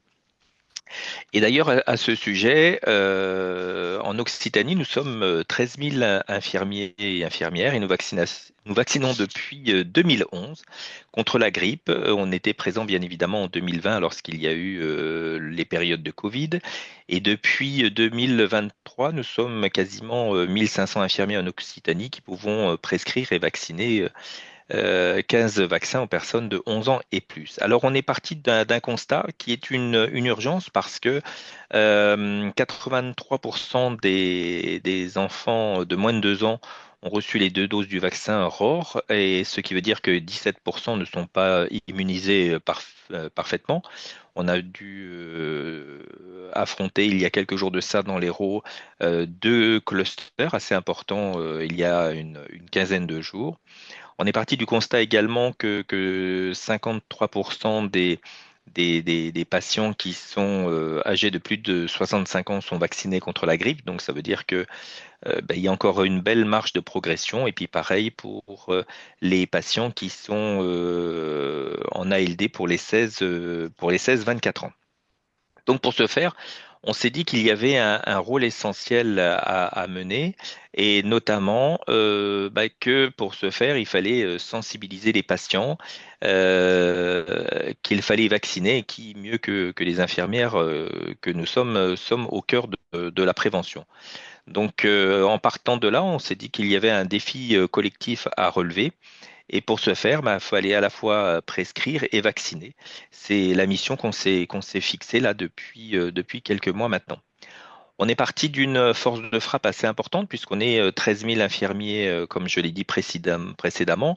Donc pour ce faire, on s'est fixé 3 étapes. La première étape consiste à prescrire, et pour prescrire, il faut se former. Partir également en phase 2 à vacciner en cabinet, avec organiser des permanences en cabinet, et surtout faire savoir avec une forme de pédagogie et d'expertise auprès des patients et de leur entourage. Alors pour ce faire, on s'est dit qu'il y avait quand même des étapes essentielles à respecter, et on a édité, comme vous le voyez là, un guide de l'infirmier expert en toute saison. Ce guide, vous pouvez le retrouver sur le site de l'URPS, et puis si vous le souhaitez, il pourra vous être également adressé. On est parti donc qu'il y avait donc 10 étapes. La première étape, c'est celle de la formation, avec la formation des 1200, voire même 1500 aujourd'hui, qui sont déjà actifs en Occitanie. Pour la deuxième étape, après avoir fait cette formation de 10h30, il faut également s'inscrire sur le site de l'ordre, et donc transmettre cette attestation de formation directement sur son espace ordinal, vérifier auprès de son assurance que effectivement nous sommes assurés en cas de souci, hein, donc via le contrat de responsabilité professionnelle, pour que cette nouvelle activité de prescription soit bien incluse dans votre contrat. Informer, ben, il faut informer par l'intermédiaire de santé.gouv, Doctolib, Google et tous les sites que l'on connaît. Et puis également, vous le verrez un peu plus loin, l'URPS a édité des affiches pour mettre sur les cabinets. Et puis donc, bien évidemment, on va prescrire avec la liste des vaccins qui sont donc issus du calendrier vaccinal qu'on a vu précédemment. Pour ce faire, ben, il faut se procurer le vaccin, donc voir avec le pharmacien d'officine de notre secteur, vacciner, donc selon les profils et les conditions qui sont clairement définis, facturer l'acte, et puis une phase que je considère, et on l'a abordé un petit peu tout à l'heure assez rapidement, c'est la traçabilité. La traçabilité du vaccin, bah, c'est quand même quelque chose d'important parce que ça permet de savoir où on en est dans son passeport vaccinal et puis de se dire bah, est-ce que à ce jour je suis bien à jour de mes différents vaccins. J'ai eu le cas il y a quelques semaines de ça où j'avais un de mes patients qui était un amoureux fou du jardinage, qui s'est blessé dans son jardin tout bêtement. Donc j'étais appelé pour faire des pansements et en discutant avec lui, on s'est aperçu que bah, malheureusement, la couverture vaccinale remontait quasiment à celle d'époque où il était soldat. Donc, autant dire que c'était il y a quelque temps déjà. Donc, c'est important aussi qu'à ce moment-là, on puisse se dire, bah, c'est pas du temps perdu et justement, ça permet de prévenir et donc éventuellement de guérir. L'importance de la formation, ben, se former, ben, c'est pour prescrire, donc avec les différentes les 10h30 de formation. Et cette formation, elle est tout à fait gratuite puisqu'elle est prise en charge dans le cadre de l'Agence nationale du développement professionnel continu, l'ANDPC. Et puis, ben, c'est important, ce qu'on disait, donc d'officialiser sa nouvelle expertise en l'indiquant sur le site de l'ordre. Et pour pouvoir vacciner, on a mis au point également des ordonnances personnalisées qui sont également sur le site de l'URPS que vous pouvez rencontrer et recharger régulièrement, qui permet justement d'avoir ce formulaire à disposition et qui indique également que le professionnel qui a rédigé cette prescription sera également le professionnel qui vaccinera le patient. Donc, partant de là, on s'est dit, bah, bien évidemment, avant de réaliser bah, la vaccination, il faut quand même réaliser un questionnaire pré-vaccinal, hein, on l'a vu tout à l'heure, avec le risque d'allergie dans certains cas. Et puis, aussi mettre en place une ordonnance d'adrénaline, parce que faire en cas de choc anaphylactique? Eh bien, effectivement, c'est toujours important de savoir les conditions à mettre en place et la situation à mettre en place devant un choc anaphylactique, pardon. Et donc, pour ce faire, on a fait une ordonnance qui peut être utilisée pour le professionnel et qui permet une autoprescription, une délivrance de ce médicament. Et puis, bien évidemment, que faire? C'est allonger le patient en surélevant les jambes, reconnaître la situation du choc. Mais ça, je crois que les professionnels sont formés. Et puis, ce qui est important également, c'est de contacter le SAMU avant de réaliser un quelconque acte de vaccination, enfin de vaccination, d'injection, pardon, d'adrénaline, parce que en faisant cet acte et en déclenchant l'appel téléphonique auprès du SAMU, vous avez une traçabilité de votre action et ça permet en cas de litige ou de problème de pouvoir avoir bah, les différentes recommandations qui sont faites par le médecin régulateur. Et puis, comme on l'a dit et comme j'ai insisté un peu tout à l'heure également, c'est important donc de tracer l'acte de vaccination via un certain nombre de sites. On a dit tout à l'heure de l'insérer directement dans le DMP, d'avoir donc dans son espace de santé le carnet de santé numérique. Et puis, pour celles et ceux qui n'ont pas encore accès à ces supports numériques, ben, malgré tout, de commander sur les sites dédiés le carnet de vaccination en format papier. Et puis, le but de tout ça, c'est aussi accélérer la réputation, le réflexe. Donc, en disant, bah, me fais vacciner par mon infirmière. Et justement, en agissant de la sorte, on sait que le professionnel qui va être en contact avec le patient a les pleines compétences pour faire l'acte. Et donc, c'est important aussi d'instaurer une permanence au sein du cabinet, puisque en créant cette répétition, cette régularité, on peut créer, par exemple, le mardi de la vaccination, le jeudi de la vaccination. Ça permet de savoir et de faire savoir autour de soi que l'infirmière du secteur est une professionnelle qui est, entre guillemets, spécialisée dans la vaccination. Et puis, de se dire que cet acte permet d'augmenter la couverture vaccinale. Et puis de se dire que le savoir-faire et le faire savoir permet également de se dire via un discours volontariste que le patient est encouragé à faire avec la vaccination.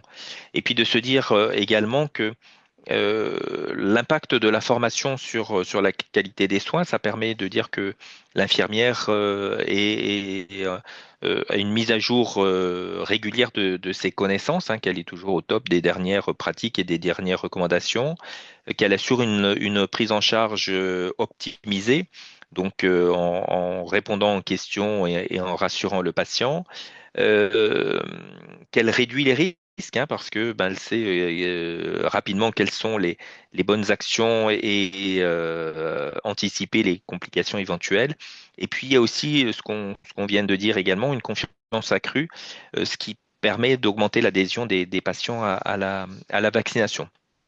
Donc tout ça, c'est effectivement un travail qui se fait sur du long terme. C'est pas forcément quelque chose qui va se faire du jour au lendemain. C'est pas quelque chose qui va permettre euh, d'augmenter la couverture vaccinale du simple au double.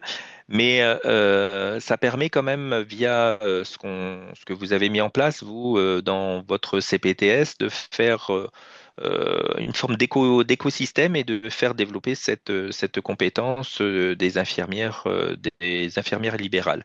Et pour ce faire, ce que je vous disais tout au début de cette intervention, que le faire savoir et le savoir-faire, bah, c'est important aussi de l'indiquer, de le transmettre via des affiches qu'on met à la disposition des infirmières et infirmiers libéraux d'Occitanie.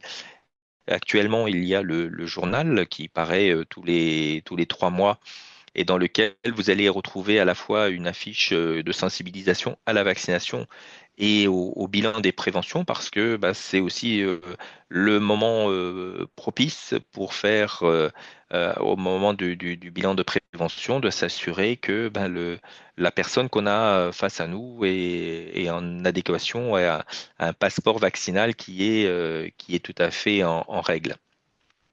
Et donc toutes ces informations, vous pouvez les retrouver sur le site de notre URPS qui est mis à jour régulièrement avec les différentes recommandations et les différents supports que je viens de vous présenter.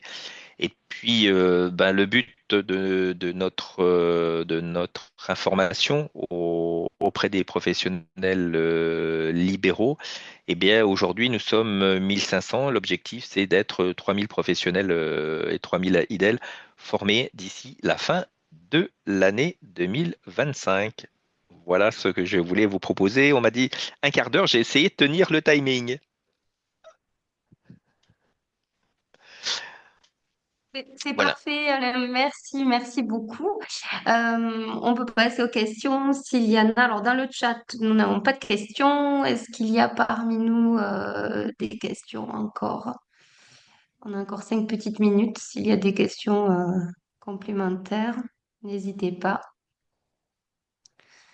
Sinon, Vous nous étiez allons clore nombreux. cette... Alors, j'ai pu identifier tout à l'heure des médecins, mais est-ce qu'il y avait des infirmières qui étaient présentes ce soir?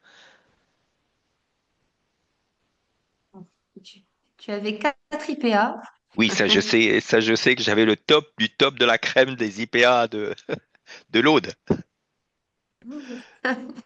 mais Non, pas d'infirmière mais libérale. Bon, Moi, je suis eh non. bien tant infirmière pis. libérale Ah, merci de Ah. relever le flambeau. et je suis formatrice ISIS pour la vaccination et j'ai justement des apprenants demain. Je suis dans une autre région que ma région habituelle parce que je donne des cours justement à des infirmières libérales pour la vaccination. Vous êtes sur Donc quel ça m'a... secteur? Alors moi, j'habite à côté de Valence et là, je suis à D'accord, hier. Je d'accord, suis à d'accord, d'accord. hier. Mais j'ai deux de mes collègues qui sont formatrices également à ISIS. Je pense que vous connaissez peut-être Véronique Landreau, Outman Landreau, plus précisément. Oui, je la connais, bien sûr. Voilà. Et puis Oui, également Edwige Meillan, qui est également oui, oui. formatrice sur la vaccination. Oui, oui, je les connais toutes les deux, oui. Oui. Voilà. N'hésitez pas si on peut vous faire passer des petits supports. Peut-être que demain, ça sera l'occasion aussi de faire connaître. Alors c'est hier, hein, c'est la région PACA, mais enfin on n'est pas exclusif ou inclusif uniquement pour l'Occitanie. N'hésitez pas à ce que les gens puissent se connecter sur notre site pour récupérer les différents supports parce que quand on a créé ce groupe de travail sur la vaccination, on a voulu faire quelque chose d'assez pratico-pratique et c'est pour ça qu'on a mis en place ces petites fiches là que vous avez pu voir sur l'ordonnancier, sur l'ordonnance d'adrénaline, sur le questionnaire également. Ça nous tenait à cœur de faire quelque chose parce que on veut absolument euh, que les infirmières du domicile soient le mieux protégées et surtout le mieux informées tout au long de leur activité professionnelle. Oui, bien sûr. Là, Voilà, c'est pardon. J'ai pris toutes les diapositives en photo pour les avoir aussi. Donc, et on fait un travail, on essaye aussi de faire un travail avec les apprenantes pour faire justement des attestations de vaccination et puis les recueils de données pour vraiment bien travailler. Mais c'est bien, je les ai aussi en photo, donc c'est formidable. Voilà, si vous souhaitez que je vous fasse passer des éléments ou quoi que ce soit, n'hésitez pas à me le faire savoir, hein. Vous passez ou par Lauriane ou directement, D'accord. il n'y a aucun souci. Je suis tout à fait disposé à vous communiquer toutes les informations en notre possession parce que effectivement, c'est une propriété entre guillemets intellectuelle de l'URPS, mais le but, c'est que tout le monde puisse se l'approprier du mieux possible et puis le plus Bien largement sûr. possible parce que Mm. c'est la volonté de toutes celles et tous ceux qui sont là ce soir. C'est vrai. c'est ça, tout à fait. Et je te rejoins, Alain. L'important, c'est voilà, et c'est l'objectif de la CPTS, hein, c'est ce que nous poursuivons comme objectif, c'est de développer cette culture de la prévention, de la vaccination, auprès, voilà, des professionnels adhérents et non adhérents encore, euh, voilà, pour être un petit peu mieux formés et diffuser la formation la plus juste et la plus exhaustive. Du coup, nous allons clore cette soirée. Je tiens à remercier bien sûr chaleureusement nos intervenants, le docteur Anke Bourgeois et Alain Rochois, pour la qualité et la clarté de vos présentations. Merci également à vous toutes et tous pour votre participation active et votre intérêt pour voilà, cette thématique essentielle, on le disait, qu'est la vaccination des publics fragiles. J'espère que ce temps d'échange vous aura apporté des éclairages utiles et des pistes bien sûr concrètes dans votre pratique. Et comme évoqué en début de séance, le webinaire il est enregistré et vous recevrez très prochainement donc le lien vers le replay par mail. N'hésitez pas encore à poser des questions. Si vous en avez d'autres, nous les transmettrons si elle le veut bien au docteur Bourgeois. Aucun souci. Voilà. Et comme j'avais dit, vous pouvez transmettre les diapos aussi aux participants. Merci beaucoup. Merci. Voilà, encore merci à toutes et à tous pour votre présence et je vous souhaite une très belle soirée. Et merci pour Merci la pour votre présentation de accueil. Vaccination Info Service et de cet outil qui était demandé. C'est très bien, je diffuserai l'info aussi. Plaisir. Merci. Merci Au beaucoup. revoir. À très vite Bonne et soirée. prenez soin de vous. À Bonne très vite. Merci, soirée. au revoir. Merci, Merci, bonne au revoir. soirée. Au Allez, au revoir. Au revoir. revoir.